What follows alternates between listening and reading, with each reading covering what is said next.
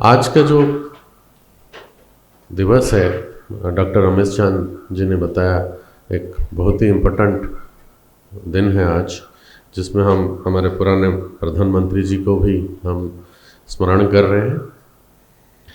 आज का जो टॉपिक है एग्रीकल्चर एंड रूरल प्रॉस्पेरिटी, उसके तहत मैं डायरेक्टली सीधे कुछ मेरे अपने मत रखूँगा।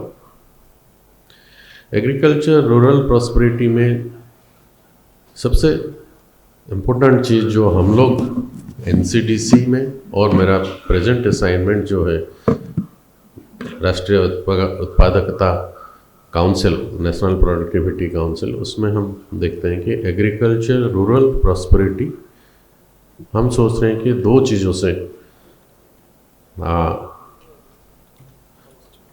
आगे बढ़ाया जा सकता है। एग्रीकल्चर को हमें पूरा एग्रीकल्चर के हिसाब से देखना है, सिर्फ एग्रीकल्चर नहीं, एग्रीकल्चर और उसके अलाइड सेक्टर, हम लोगों को पूरा सेक्टर को देखना है।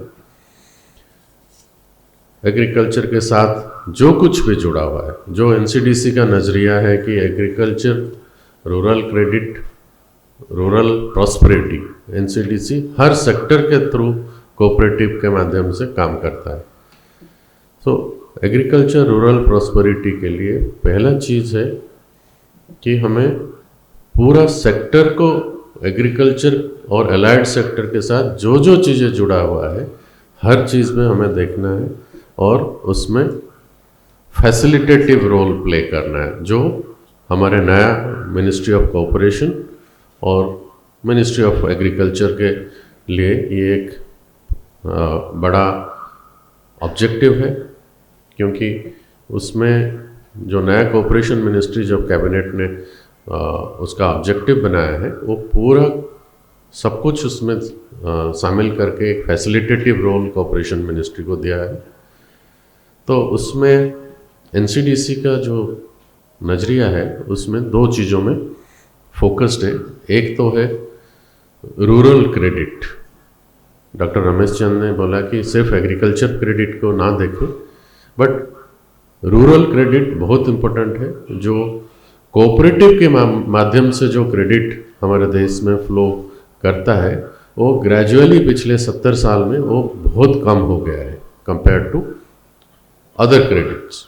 तो कोऑपरेटिव सिस्टम में जो क्रेडिट फ्लो करता है उसमें हमें बढ़ोतरी देनी है, क्योंकि हमने जो एनसीडीसी में देखा है, जैसे पिछले साल में सिर्फ एनसीडीसी का जो लोन दिया है कोऑपरेटिव्स को, वो है सिर्फ एक साल में 26,000 करोड़। इस साल में ये आज की डेट में 35,000 करोड़ से ज़्यादा हो चुका है। पूरा क्यूमुलेटिव देखा जाए तो 1963 से एनसीडीसी ने 1,80,000 करोड़ से ज़्यादा लोन दे चुका है, बट पिछले साल में जो 24,000 करोड़ दिया है वो सिंपली कोऑपरेटिव्स को दिया गया है, बट वो बहुत ही छोटा हिस्सा है।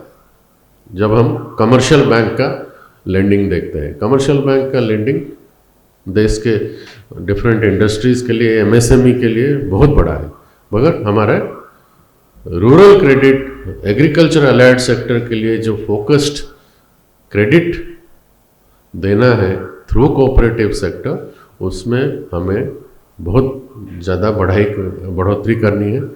और इसमें नाबार्ड का एक मेजर रोल है। नाबार्ड के जो पुराने चेयरमैन यहाँ बैठे हैं, करंट चेयरमैन, दोनों ने इस बात को हमेशा कहते हैं कि हमें इसको बढ़ाना है, which NCDC is playing its role over the years and particularly since 2014 से NCDC ने जितना लोन दिया वो ऑलमोस्ट 350% ज़्यादा है। 1963 से 2014 तक जितना लोन दिया गया था और 2014 से 2021 तक जितना लोन दिया गया है, ये पिछले इतने डिकेड्स में जितना दिया गया उसके हिसाब से 350% ज़्यादा दिया गया है। उसके मतलब है कि 2014 से सरकार का मेजर फोकस कोऑपरेटिव क्रेडिट के लिए गया है।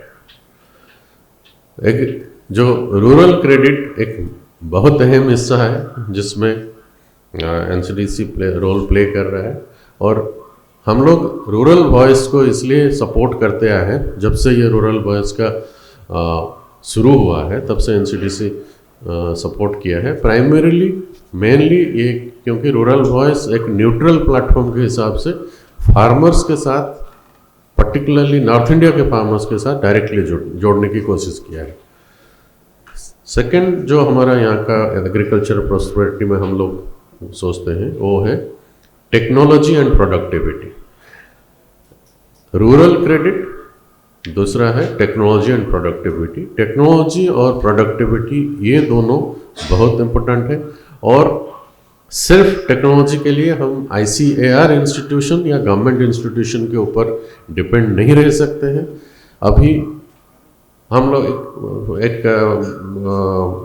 हमेशा बताया जाता है कि startups, but startups mostly aggregators के काम करते हैं, बट बहुत सारे स्टार्टअप हैं जो टेक्नोलॉजी बेस्ड स्टार्टअप्स हैं, बहुत अच्छे काम कर रहे हैं देश भर में। हमें कोऑपरेटिव्स को उन स्टार्टअप के साथ जोड़ना है जो टेक्नोलॉजी के नए टेक्नोलॉजी, नए इनोवेशंस ला रहे हैं, और एग्री कल्चरल और अलाइड सेक्टर फील्ड में रूरल वॉइस को हम एक रूरल वॉइस एग्रीटेक शो बोल के हर 15 दिन में होता है, उसको भी NCDC पिछले कुछ महीनों से सपोर्ट कर रहा है।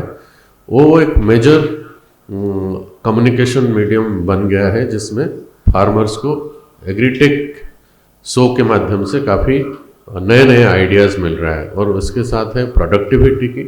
प्रोडक्टिविटी हमें एग्री एंड अलाइड सेक्टर में हमें बढ़ानी जरूरी है। वो एक बड़ा टॉपिक है जिसमें हो सकता है बाद में हम रूरल वॉइस और नीति आयोग के मान्यवर मेंबर यहाँ बैठे हुए हैं, उनके साथ हम डिस्कशन करके आगे हम बढ़ेंगे। और एक चीज़ मैं जो कहना चाहता हूँ, कोऑपरेटिव्स या रूरल कलेक्टिव्स वो साथ साथ मिल के काम करने की है। यहाँ कोई ओनर या वर्कर नहीं होता है। कोऑपरेटिव्स, रूरल कलेक्टिव्स, चाहे वो FPO को हो, SHG को हो या कोऑपरेटिव्स हो, वो ग्रुप एक्टिविटी है। और ग्रुप एक्टिविटी में हमें बहुत खुशी है कि सहकार भारती के जो अभी राष्ट्रीय अध्यक्ष आए हैं, उनका एक strong background, very professionally strong background cooperation में रहा है। वो जो पहले एग्रीकल्चर मिनिस्ट्री में कोऑपरेशन डिवीजन में थे, उसके बाद डिप्टी MD NCDC में रहे, और वो सहकार भारती एक मेजर पार्टनर बन सकता है हमें ये रूरल एग्रीकल्चरल प्रॉस्पेरिटी को आगे लेने के लिए।